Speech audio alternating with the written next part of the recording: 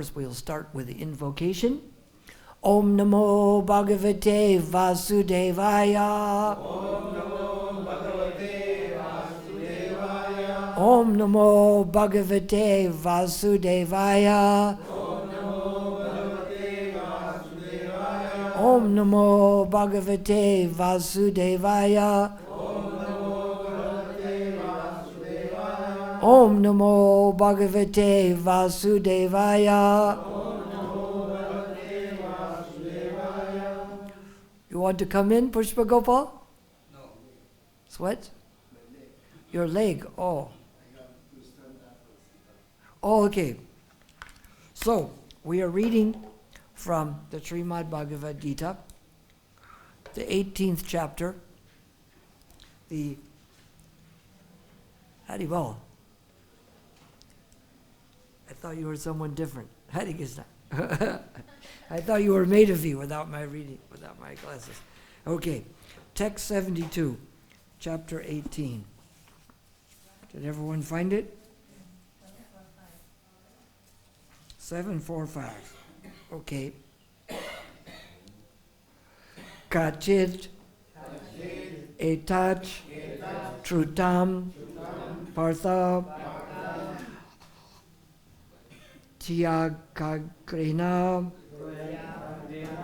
cetasa kachit agyana sammoha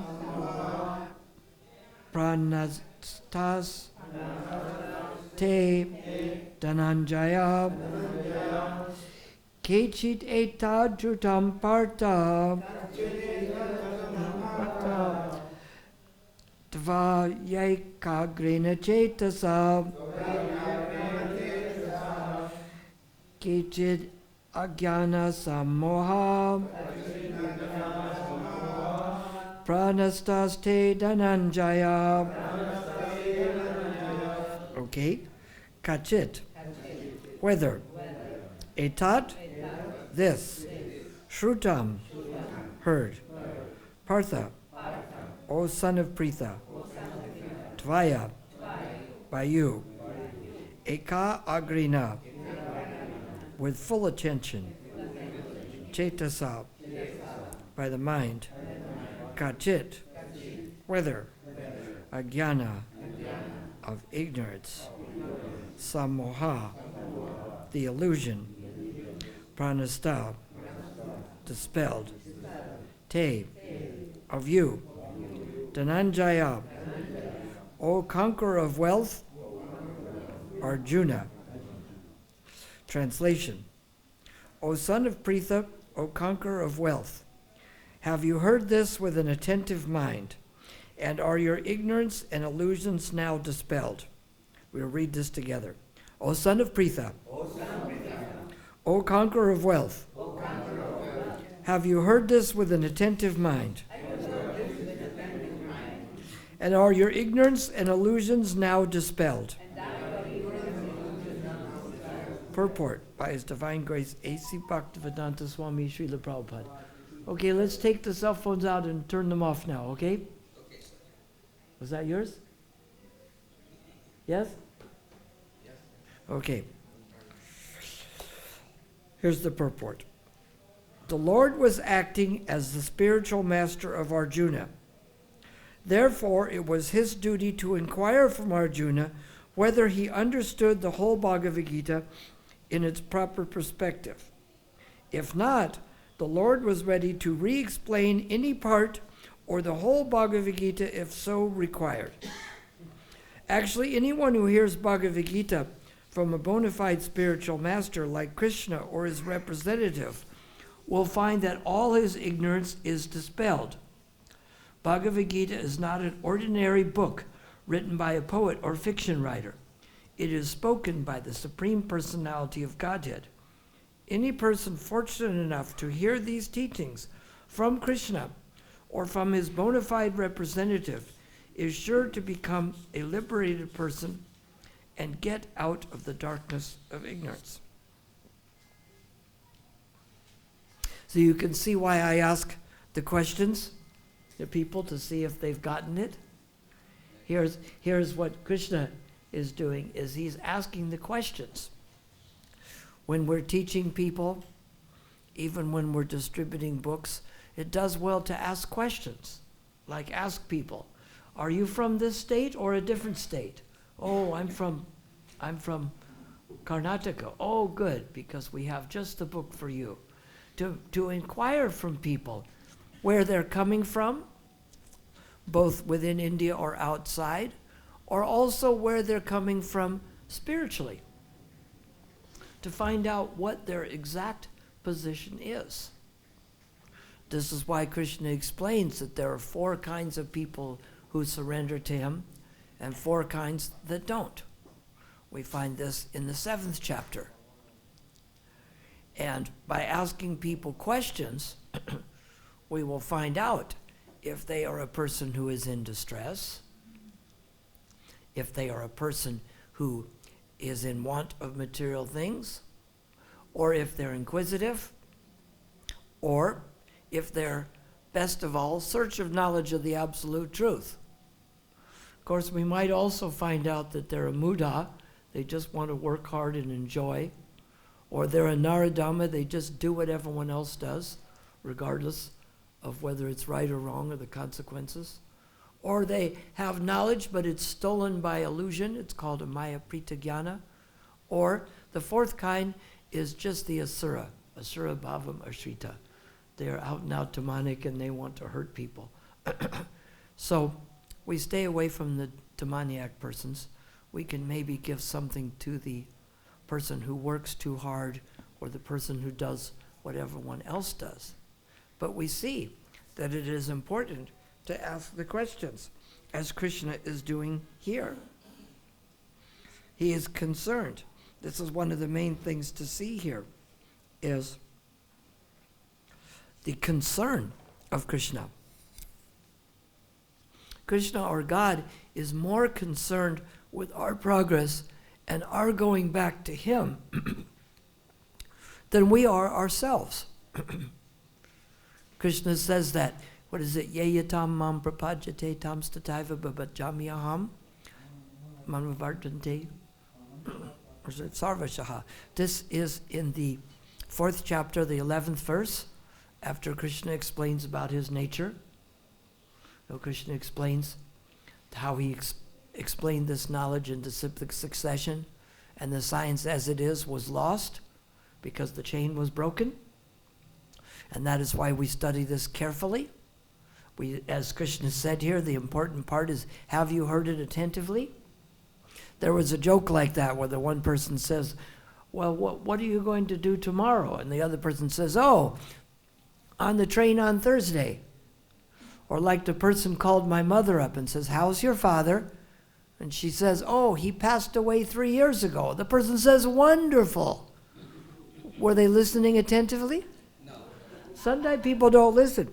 They just say something and then they give the response that they were already going to give without listening carefully to what you said. Because if you had said someone had passed away, you wouldn't say, oh, wonderful.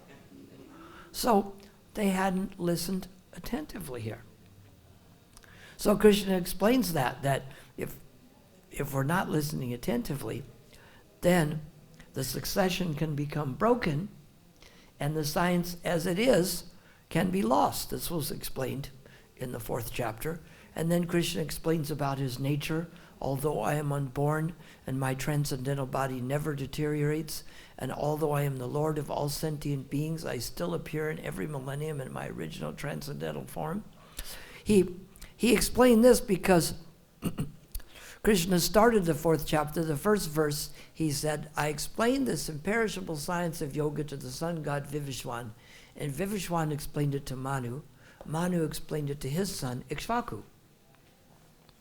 And this knowledge was imparted in disciplic succession, and the saintly kings understood it in that way.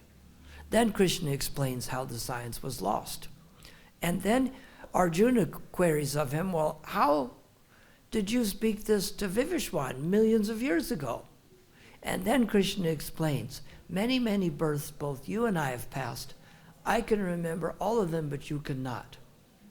So these things give us an idea why we should be listening attentively to Krishna. It was mentioned here in the purport that he was not just a poet or an author. That's why his knowledge is going to be more exact, more purifying, more correct, more enlightening, more of everything than just a finite person who is a poet or a fiction writer. And that's why Krishna explained it. Many, many births both he and Arjuna have passed, but he remembers all of them. So he knows exactly what we need to do. And then he explained it, that although he's unborn, his transcendental body never deteriorates. He explains something about himself, that his body never deteriorates. And then he explains the famous verses that whenever there is a rise of irreligion and a practice and a rise of irreligion and a predominance of irreligious practice, he descends himself. And then he says, Parichanaya sadhunam vinasaya traduskritam dharma samsthapanarthaya sambhavam yuge yuge.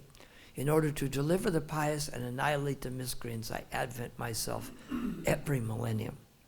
So he's explaining why he comes to try to help us out in every age. We read in the Srimad Bhagavatam about the different incarnations of Krishna and how Krishna comes to try to help us out.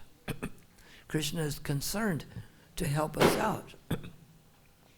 He won't force us. In the next verse, he gives, in the 4th chapter, he says, Janma karma cha me divyam evam yo veti takvataha takvadeha punarjanma naiti mam etiso Arjuna. One who knows the transcendental nature of my appearance and activities does not, upon leaving this body, take birth in the material world, but then attains my nature. And then he explains about being free from fear and anger. Many great sages have attained transcendental love for him and thus attained to his nature. And then he explained the verse we were explaining. As they surrender unto me, I reward them. So, Krishna and the living entity are like the two birds sitting on a tree. We are the eating bird, and the other bird is just watching. Krishna is just waiting for us to turn towards him. He isn't going to force us to turn towards him. But we understand by the teachings of Bhagavad-Gita what Prabhupada has said here. That's why Krishna explains in the 4th chapter about his nature, and that by studying this nature we won't take birth in this material world. He gives to us the many benefits of understanding his nature, of following his knowledge, and letting us know he isn't just someone speaking. When Krishna explains about his nature, and then he says in several places, that is my opinion. Well, if he's the Supreme Personality of Godhead, what is his opinion? Is it right 20% of the time, or is his opinion fact? He has an opinion because he is a person, but his opinions happen to be a fact. That's the difference. We can have an opinion, and our opinions may not be a fact. You can say, I have the opinion that today is Wednesday, and that happens to be a fact because we got enough knowledge to check it out and find out it's true. But Krishna is all-knowing. We read this book is called Bhagavad-Gita because Bhagavan means God, or someone who has all the bhagas. He has all knowledge, all strength, he has all fame, he has all renunciation, he has all beauty. Did I skip anything? All strength? Which one? All wealth, yes. He has all wealth. So if someone has all of these things, then maybe we should listen to them. People listen to people who have a lot of wealth, don't they? Yes? Yes. They listen to, and if someone has a little beauty more than others, they may be one of the most beautiful people in this world. So why would I say they only have a little beauty? Because Krishna says that I pervade and support these universes with just a fragment of my energy. So that beauty that they have is a part of that fragment. So how beautiful must the original Krishna be? Krishna is so beautiful that when he sees his own reflection, he's shocked at how beautiful it looks. And when we see Krishna, we think that we've never seen him before. We keep looking and looking. We can't take our eyes off of him because he's the most beautiful thing. And that's why Prabhupada was going. He's not just like the ordinary author or poet who may know something. Some of us are below average intelligence. Some people are average. And then we're impressed by people like Albert Einstein, who's very intelligent. He knows the things. Somebody asked him, can you explain the theory of relativity? He says, yes, but not in such a way that you would understand it. So Krishna understands many things. This is why it's so interesting that he's coming to Arjuna's level and that he's willing, as it says here, to explain any part of Bhagavad-Gita or explain it all over again. Imagine how it would be for Krishna, considering everything is known to him, for us to make a mistake or do the wrong thing or to forget something. Imagine how futile, fragile, small, and helpless we look. We have the 4 defects that we are imperfect. We have a tendency to commit mistakes. We're in illusion, and we have a tendency to cheat or be cheated. Krishna doesn't have anything like this. That's why he's not the ordinary poet or the author, because he's not subjected to those things. So Krishna has to bring this knowledge of the absolute. People think this is complicated. Of course it's complicated. And he has to bring it into some terms that we can understand it. It's funny, someone was asking me, while reading the story about when Brahma tricked Krishna, at least he thought so. You didn't know this story, how he hid the cows and the cowherd boys? And then Krishna expanded as all these cows and cowherd boys. And someone said, can you explain that to me, how Krishna did that? I said, no. But it was explained to someone. Who explained it, and who did they explain it to? Anybody read that? It's in the 13th chapter of the 10th canto of Srimad Bhagavatam, or the 13th chapter of the Krishna book. Who was it that noticed that something strange had gone on? Balaram. Now, why would he explain to Balaram and not us? He can understand it. As we say, that's beyond our pay grade. So, Balaram, I can't understand, I can't explain it to you. It can be explained, but not by me to you. How Krishna expanded as the cows and the cowherd boys. But because Balaram is his expansion, he explained that to him. Now, Krishna and Balaram are the Supreme Personality of Godhead, and they can understand these lofty concepts, such as another one, someone asked me, how did he do that? Is the residents of Mathura went to sleep, and Krishna arranged for them to have built the whole city of Dwarka and wake up in the morning in the city of Dwarka. Can anyone explain how he did that? Raise your hand if you'd like to try. Anyone like to try? We put it like on a graph on a chalkboard, like a mathematic principle. Is it explainable? No. It is. No. It's not. It would have to be Krishna explaining it to Balaram. Krishna can explain it. It's just that just because we don't have the ability to understand it, doesn't mean that it can't be explained. Just because we don't know how Krishna creates universes, doesn't mean that it doesn't happen or that it can't be explained. It just can't be explained to us. Yes. His enemies No. enemies were after him, so he went to Mithra. No, but how he did that. How he did. The whole thing would take a huge amount of time under ordinary circumstances. So what I'm getting at here is that Krishna has all of these opulences. He's the most intelligent. He's so beautiful beyond anything we could imagine. He has all the wealth. He has all the fame. So why does he need us? Why would he bother to want to explain this over again? He must love us so much that in spite of us just being like an irritant, like an ant trying to get in your way, get out of my way, ant. That's how, imagine, that's how we must look to the demigods, like ants, isn't it? Isn't it? No, why not? No, we look like ants to the demigods. Yes, they're watching them come in and take things in and out of the hole, and it's not much of an interest to them because the things they do are way beyond what we can do. And what Krishna can do is way beyond what the demigods can do. Brahma can create the universe. He has 4 heads. He can see in all directions. And he did something that would fool most people, but he didn't fool Krishna. Because this is the part that he couldn't understand about Krishna.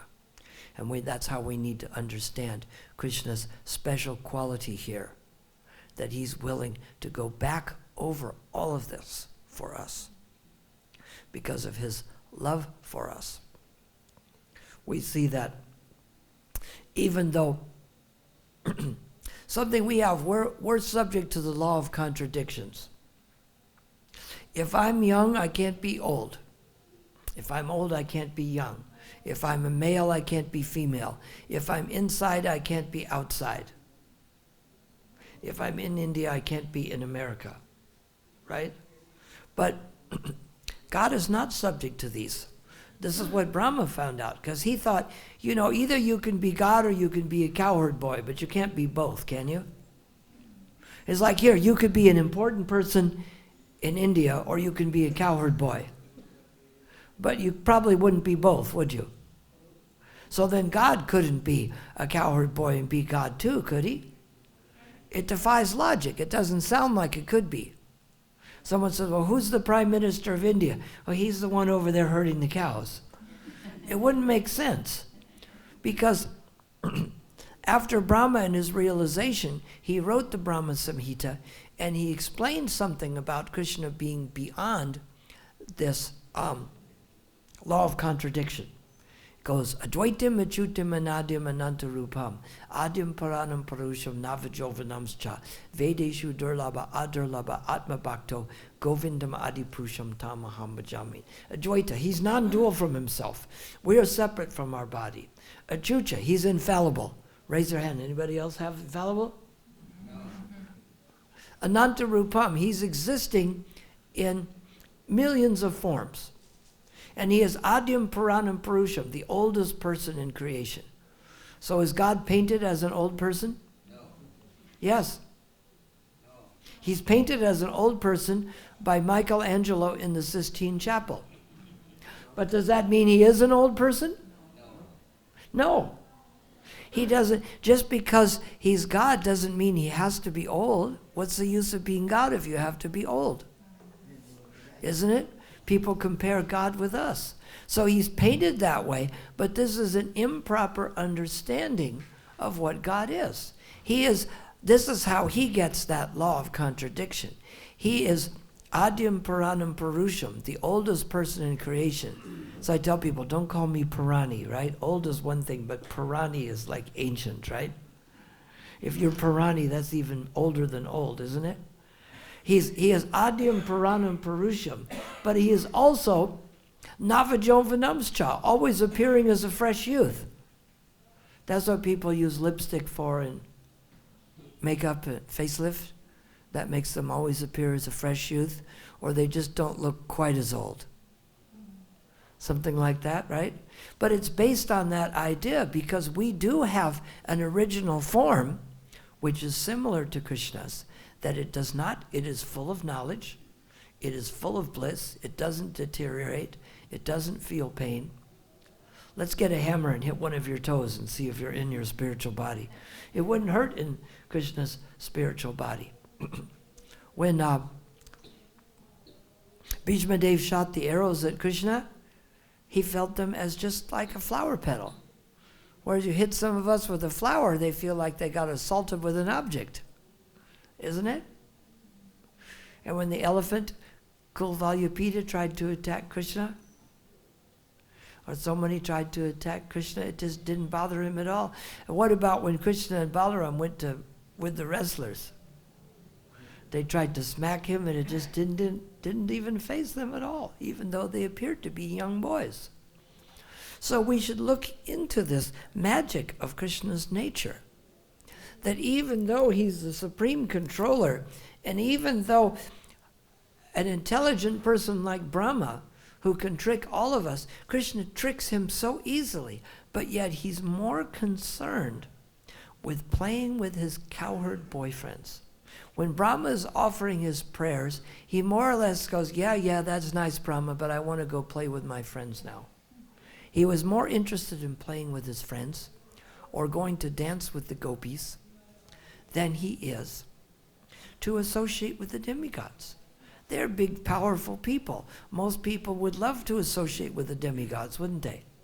Yes? Who wants to go to a party with the demigods? Let's go, huh? Yeah, let's go to a party with the demigods. If they came and invited, if they showed up, you'd be fascinated by them, wouldn't you? You wouldn't go, oh, you're just demigods. You wouldn't say that, would you? Brahma shows up in an airplane with four, you're just a demigod. I think you'd be impressed, wouldn't you? Can't say you wouldn't be impressed. But as impressive as he is, what's amazing is that Krishna can do all of these things. It's amazing. My great-granddaughter watches that show, that little darling Krishna, but because she sees the FaceTime, I think she thinks it's really going on, because Trinavarta comes and takes Krishna up in the sky, and Krishna's going, "Wait, isn't this fun?" And she goes over to the screen and says, "You put Krishna down right now. You put Krishna down right now." And Krishna looks like he's just a child, but then when he decides he's just a small, almost weightless child, he decides, maybe I'll become heavy now. He comes so heavy that he comes crashing down. So Krishna can be smaller than the smallest inside the atom, and he can be so big we can't even see him. Mahavishnu, he's the real big guy, isn't he? Universes come out of him. So when we think about this, we think that Krishna is coming here asking him, have your ignorance and your illusions now been dispelled? He is concerned that the ignorance and illusions have been dispelled. Now, why wouldn't they have been dispelled?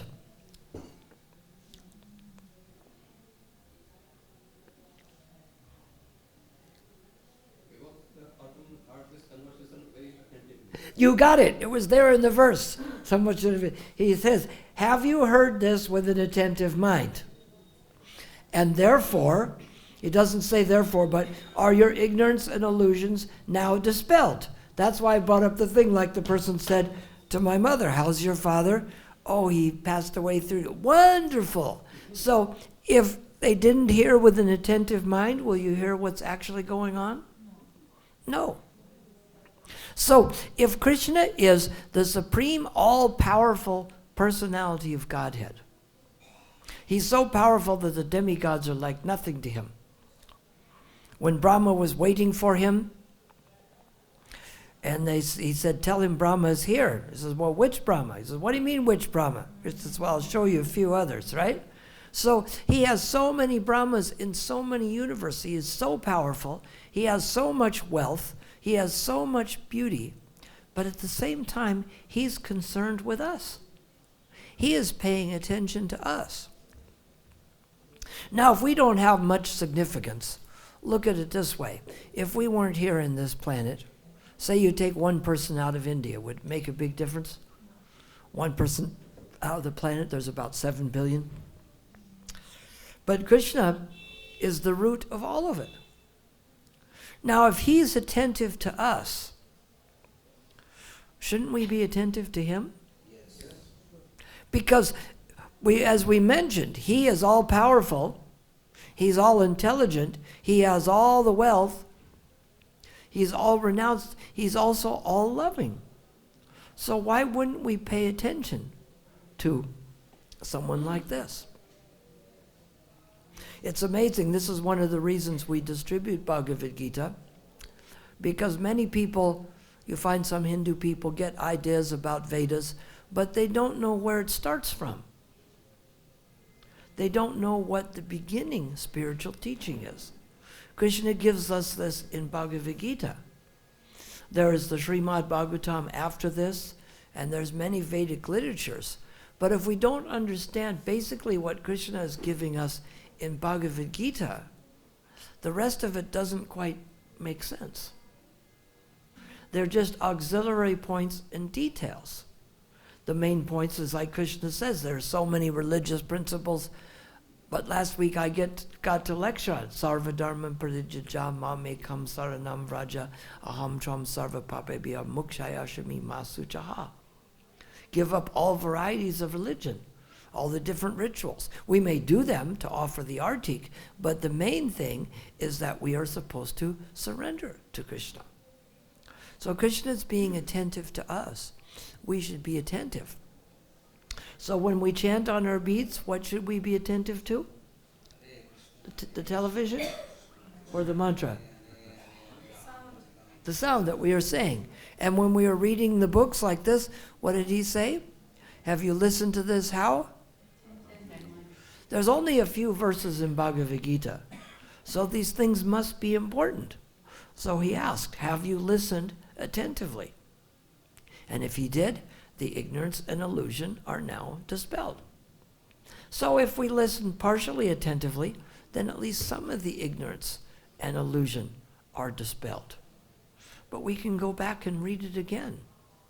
Because as Krishna says in one of the verses, that one who studies this book worships me by his intelligence.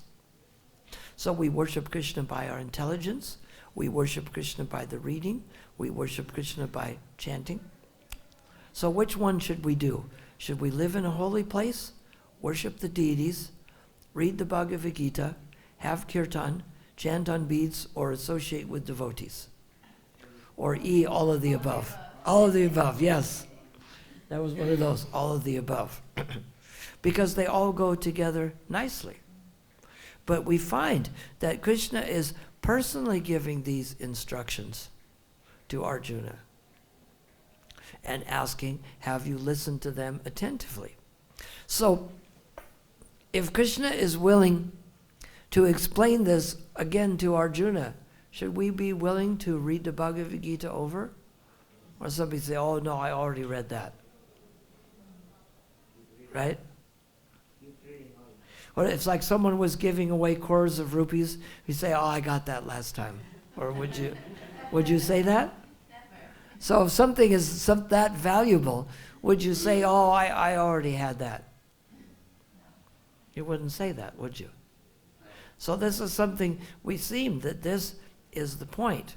When I was lecturing yesterday, we talked about, in the morning, Bhagavatam, about making a firm decision.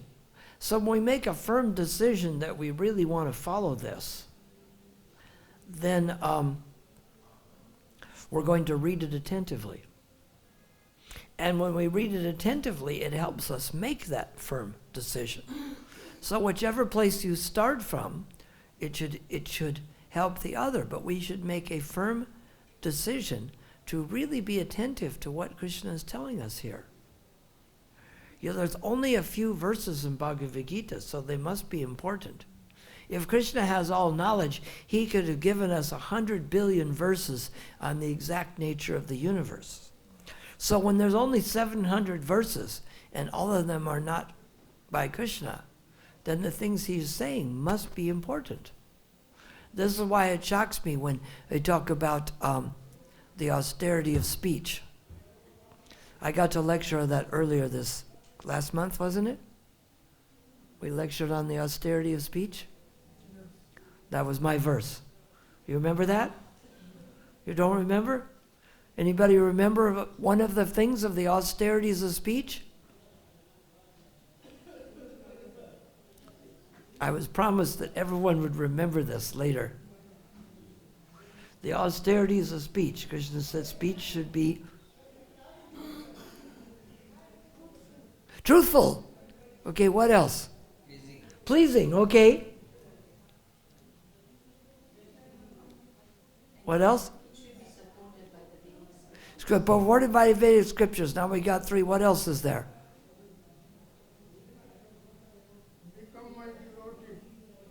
No, we're talking about the austerity of speech.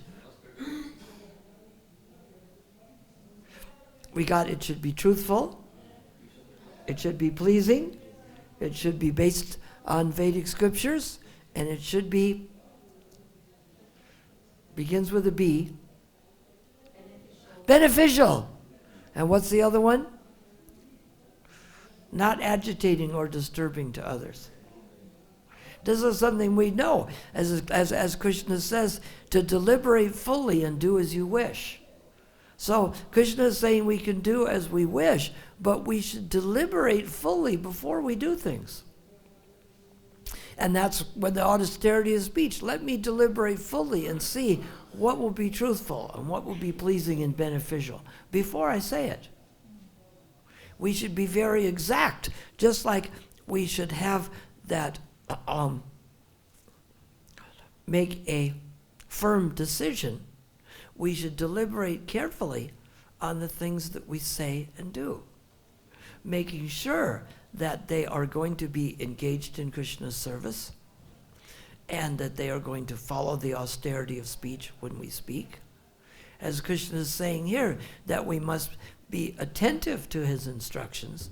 So then we must be attentive in life to remember how these instructions apply to the next thing that I should do. So the next thing we do should be the next appropriate thing, not just that we blabber something out or do some action that's inappropriate. We should think, how can this best be used in Krishna's service? So we should be attentive to studying the instructions, and we should be attentive to practicing these instructions in our daily lives. So are there any questions or comments on this? Huh? Yes.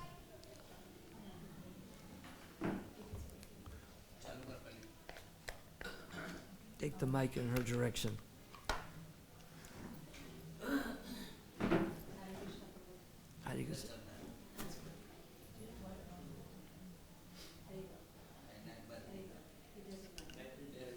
Yesterday didn't work. I'm going to speak a little bit loud. Hopefully everybody will listen. A little loud, huh? Prabhuji, thank you so much for your class. Mm-hmm. And you mentioned that we have to be, when we chant, Mm-hmm. we should be attentive to the sound vibration, to the holy name. Mm-hmm. And when we listen to the class, and Krishna also is telling Arjuna, indirectly telling us, we should be attentive. When we hear Bhagavatam and Bhagavad-Gita, we should be attentive to the hearing. Even the previous verse talk about listening with faith. Mm-hmm. And but sometimes in class we see devotees doing 2 things at a time. They are chanting and they are listening to the class. So technically, what do you have to say about that? I see that a lot of time. They are chanting while class is going on. Well, as I said, we should do the most appropriate thing at that time. Now, sometimes, like you might be able to talk on the phone casually and fold envelopes if you're talking to a friend about how the weather is and things, and the concentration isn't quite as necessary. But when you're doing important things, it's like we need to read the Bhagavatam, and we need to be on the computer, and we need to chant rounds. But if you do them all at the same time, so what we should do is do the appropriate thing at the time and do it carefully. When it's time to chant, then we chant. Then later on, if you need to do the computer, sometimes you write it in a book. You might know that you're going to use the computer at 9 or 10 o'clock, But if you write it in the book, then that reminds you, okay, I'm not doing it now. This is the time for rounds. This is the time for class. Now, sometimes somebody may be behind on rounds, then they either have to chant after class or chant in them. But you're not going to get a lot out of either one if you're trying to do both. Especially if you're in assembly and then it's disturbing other people too. You can't say it's totally bad, but you're sort of dividing your attention between. It's better to pick which one you need to do and do it. If you're really behind on rounds, then go outside and chant. And if you can do the rounds later, even one sales trainer said we must do the most appropriate thing at any given moment. So is sleeping the most appropriate thing at a certain time? It is. But I shouldn't be sleeping while I'm in the class and chanting rounds and driving the car, right? Those are all things I need to do, but it's a rasa-basa when we try to do them together. So that's where it comes that you make yourself a schedule. If you're in the class, then you... Now sometimes you may be cleaning or doing things and you put a class on the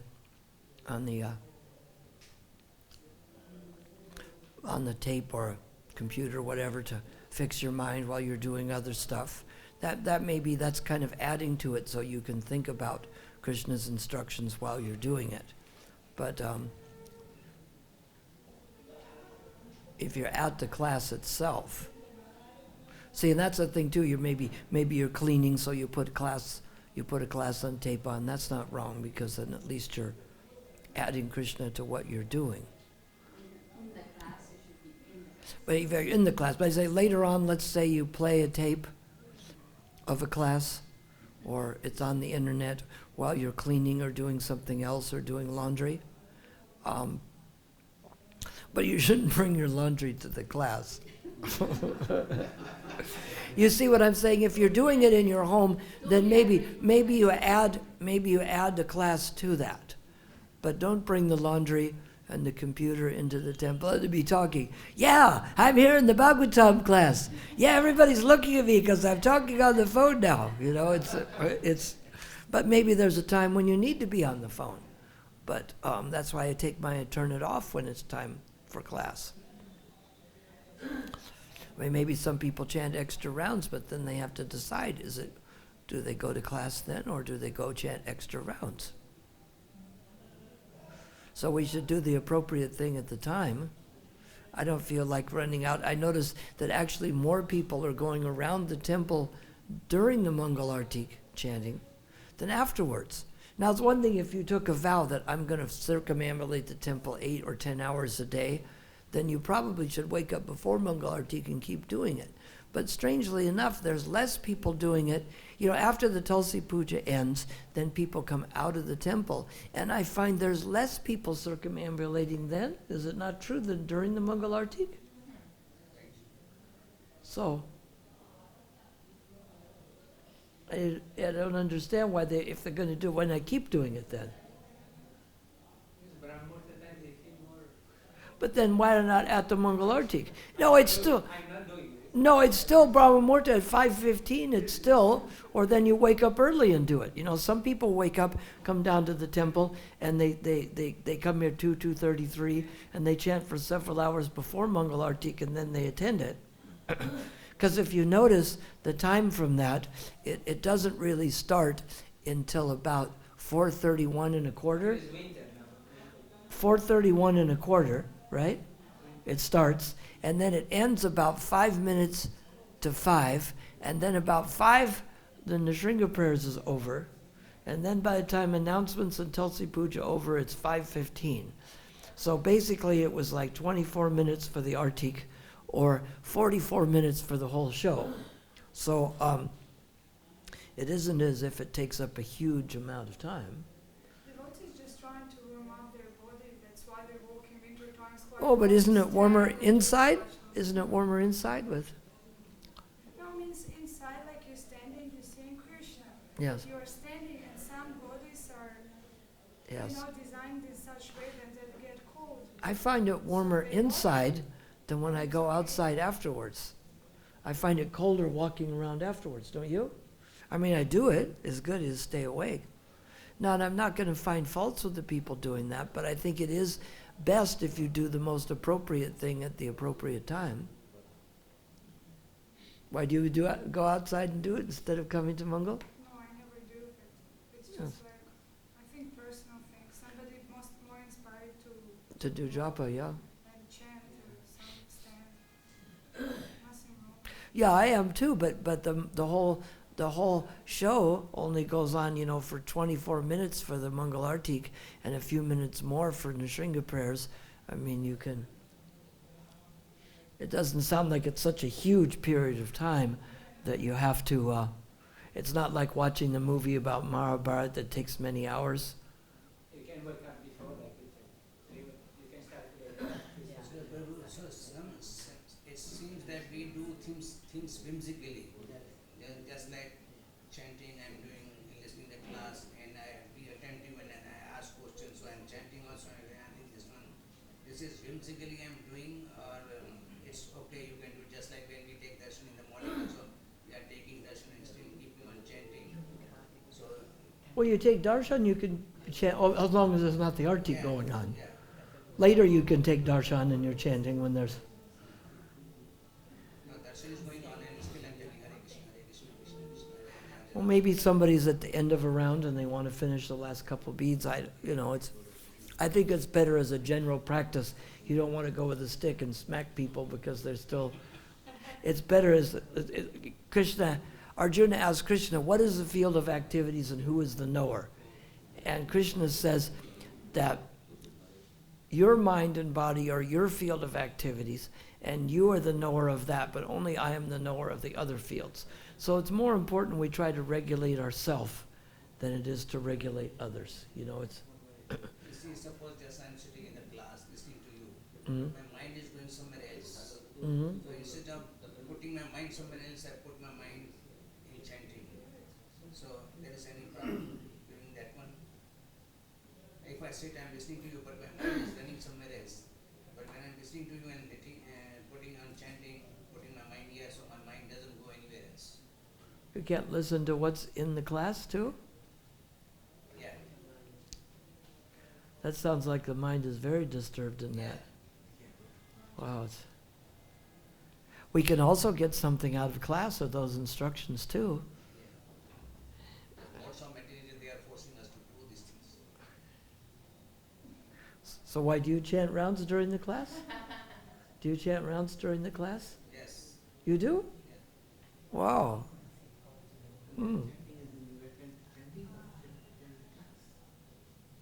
I think it's harder to get full concentration out of either one, because here's the way the brain works. And this is why it's good to pay attention while we're chanting. The brain has something called a reticular regulator.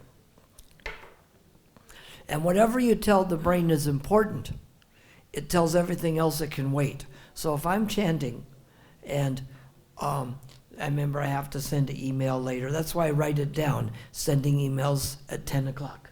So it doesn't come to mind. We've already the night before written down when the things are rounds at this time, Mangalartik here, at this time I do the email, so I don't have to think about it because we've already scheduled it. That's why the scheduling is good. Then if you're chanting, the brain says, okay, the other things can wait. Even if I drank a lot of water and I have an overactive bladder and I'm chanting attentively, I forget about it. But I put the beads down, boy, I got to run past water immediately, because as soon as you stop that, then the brain says, oh, remember this? So as soon as I say, oh, what about this thing I have to do on the computer or talk to someone else, then the brain says, okay, now that's important. The chanting can be secondary. That's why I kind of seem unfriendly in the morning, because I want to concentrate on my chanting, concentrate on the deities, and then I love to talk to people later. But if I divert my attention, then I'm telling the brain, okay, now this conversation is important, the chanting can be less important now. So whatever you tell the brain is most important, it makes everything else less important. And we can use this to our advantage or disadvantage, but that's the way the brain works. That's why when there's an alarm, you don't just hear a faint sound saying, "I smell smoke in the air." It goes, wah, wah, wah, wah, right? Like when the police siren goes by, do they play the music of the going real low, or does it go wah, wah, wah, wah? It wants to get your attention that everything else this is important, everything else is not. You need to move out of the way, right? That's why they get those horns that actually you can be fined 500 rupees, the air horn, was so loud, because when they honk that, it gets your attention and it's important to move. So we have to do that with the brain, tell it what's most important. So then you're confusing it if you're trying to hear that and chant. Then the brain's going, is this important or is that important? And we don't want to confuse ourselves. So I think it's best to do each practice at that time. Does that make sense? Or does anybody think it works better to chant and... Not if you're trying to concentrate on both. If somebody's behind on rounds and they have to drive somewhere, then maybe they chant on the beads. Generally, if we're going to do that, it shouldn't be the original 16 or the behind, maybe they do that. But you wouldn't do that as a practice, get in the car and drive it and chant as a general practice.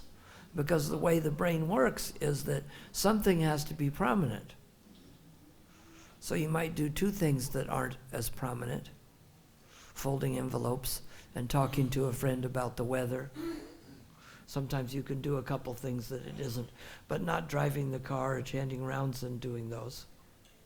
Chanting the round after chanting the 16 good rounds. Yes. Sometimes Sometimes, yeah. Yes. I finish my round already, my Yeah. 16 round, but I go on chanting because Yes. I can drive and chanting. I can walk. Yeah, and extra chanting. ones. So But what you wouldn't do is wake up first thing in the morning and drive to chant your rounds. But if you have to drive somewhere, then maybe you do that, or if you want to chant extra rounds, but it's still better to start with the rounds first without thinking anything else. Sometimes it has to happen. Sometimes you have to go somewhere and it has to, but it shouldn't be a habit. But it's better to do the thing you're doing well. The people talk about multitasking. Yes. My Guru Maharaj instructed especially not to chant during driving. Not to chant during what? During driving. Yes. While driving, no need to chant. Yeah, it's not good because then the driving becomes dangerous. But sometimes people want to chant extra, and